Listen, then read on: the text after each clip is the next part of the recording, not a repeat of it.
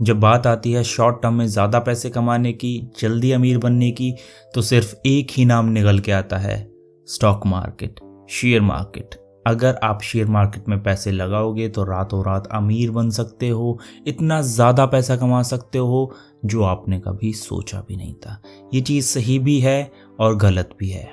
जिनको share market आता है, स्टॉक मार्केट की नॉलेज है, उनके लिए ये सही भी होती है, एंड जिन्हें कुछ नॉलेज नहीं है उनके लिए share market is just like a gambling. उनके लिए सिर्फ ये एक जुआ है।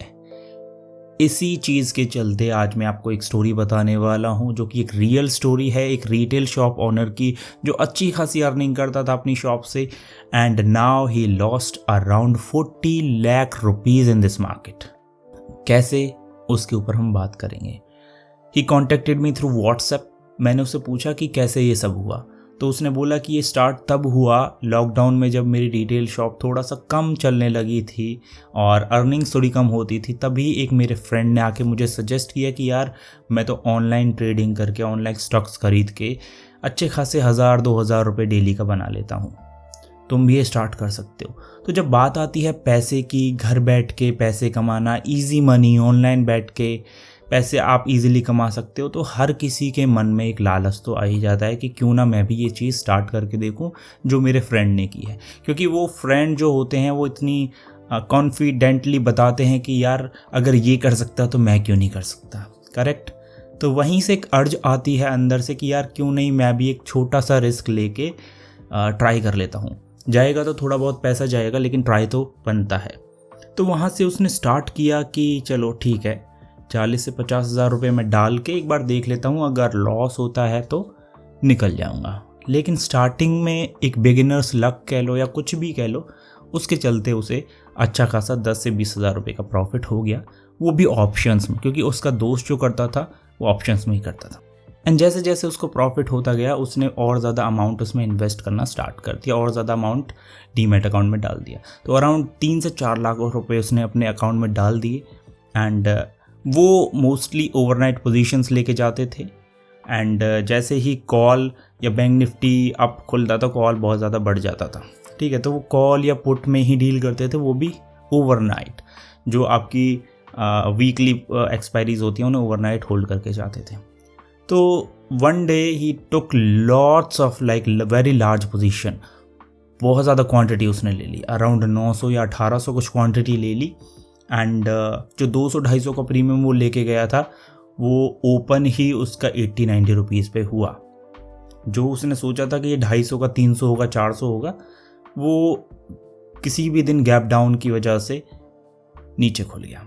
अब 80-90 रुपीज़ पे जब तुम्हारा 250 का प्रीमियम खुलेगा तो तुम भी शॉक्ड रह जाओगे एकदम से। अगर आपकी 900 या 1800 क्वांटिटी हैं, मतलब यू विल बी लाइक कि अगर 100 पॉइंट खुला है 1800 क्वांटिटी पे, दैट मीन्स 1,80,000 का लॉस।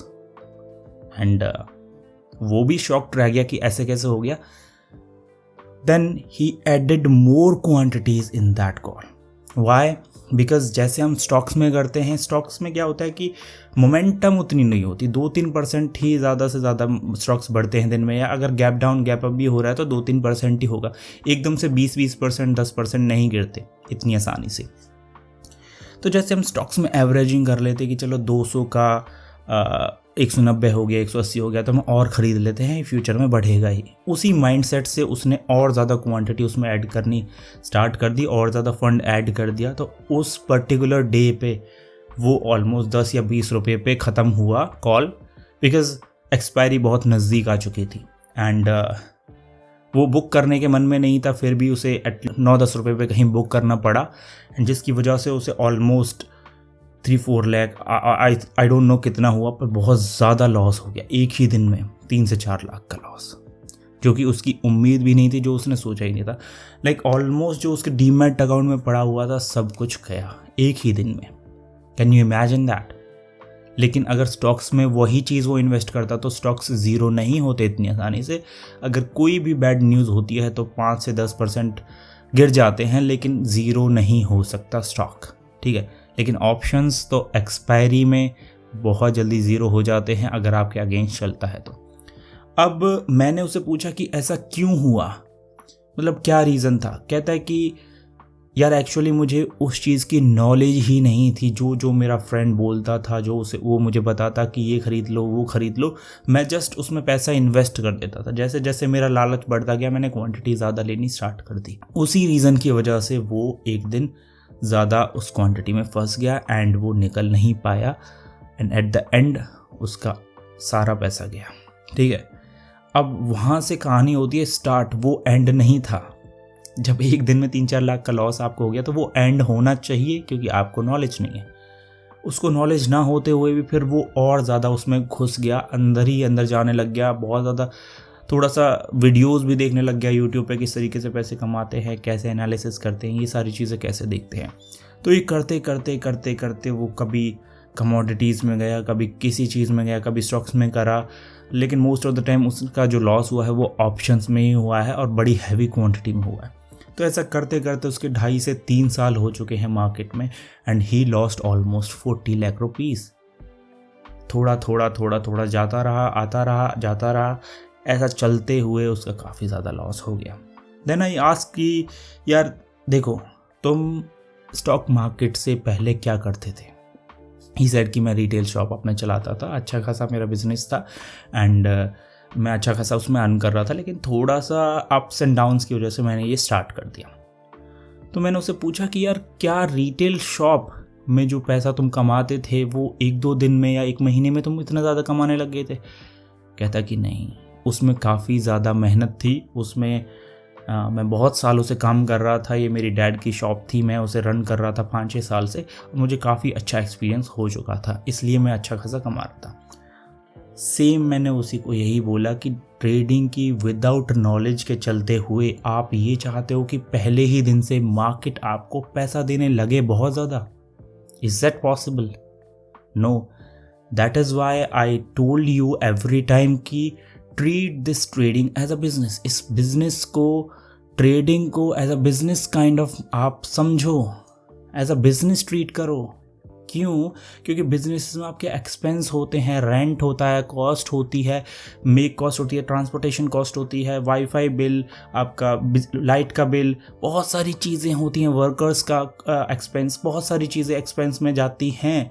उसको काट के जो हमें प्रॉफिट होता है वही हमारा प्रॉफिट होता है और उसमें मेहनत लगती है, काफ़ी सालों की मेहनत।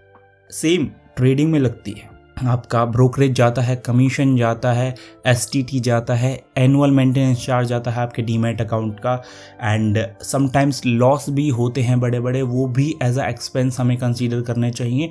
और बहुत सारी चीज़ें होती है, आपका ट्रेडिंग सेटअप, आपका माइंडसेट, जो आप काम कर रहे हो, जो मेहनत कर रहे हो, एनालिसिस कर रहे हो, उसका कौन पे करेगा? तो ये सारे एक्सपेंसेस भी होते हैं। तो आपको पहले ट्रेडिंग की नॉलेज लेनी चाहिए। किसी भी बिजनेस को स्टार्ट करने से पहले उसकी नॉलेज जैसे होती है, जैसे उस बंदे को थी रिटेल शॉप की, सेम आपको ट्रेडिंग करते हुए ट्रेडिंग की नॉलेज होनी चाहिए कि कैसी कैसी कॉस्ट इसमें अटैच्ड हैं, कौन कौन से एक्सपेंसेस इसमें होने वाले हैं। डायरेक्टली जंप इन नहीं करना चाहिए कि मेरा फ्रेंड 1000-1500 रुपये कमा रहा है तो मैं भी डायरेक्टली उसमें कूद जाऊँ एंड कमाने लग जाऊँ बहुत सारे पैसे। No, this is not possible. पहले आप उस चीज़ को सीखिए और सीखने में जो जाता है वो जाता है आपका टाइम एंड पैसा, दोनों चीज़ें जाएंगी। लेकिन आप सीख के जब करोगे तो कोई चीज़ अच्छी होगी, same as a business. So I am requesting you guys, please treat this trading as a business. Otherwise कोई और अदर ऑप्शन नहीं है जिसकी वजह से आप लॉन्ग टर्म इसमें सर्वाइव कर सकते हो। सो आई हम्बल रिक्वेस्ट यू कि जब भी ट्रेडिंग स्टार्ट करो या अभी भी कर रहे हो तो ये सारी चीज़ें इग्नोर मत करो कि इसमें एक्सपेंसेस हैं, कॉस्ट भी हैं अटैच्ड। ओवर ट्रेडिंग मत करो। अगर आपको लॉस हो जाता तो वो लॉस एज अ एक्सपेंस आप कंसीडर करो और जो अदर ब्रोकरेज चार्जेस हैं वो भी एज अ एक्सपेंस इसमें होते ही हैं, जो होने भी हैं और आगे भी लगेंगे ही हमेशा। तो इसी वजह से इसे एज अ बिज़नेस करो एंड होपफुली आपको ये वीडियो समझ में आया होगा, ये कंसेप्ट आपको समझ में आया होगा जो मैं आपको बता रहा हूँ। तो थोड़ी सी गलतियाँ अपनी आप खुद सुधारो, कुछ मार्केट सुधार देगी एज अ टाइम के साथ साथ। So that's it from this video. I hope you like the video. Have a great day.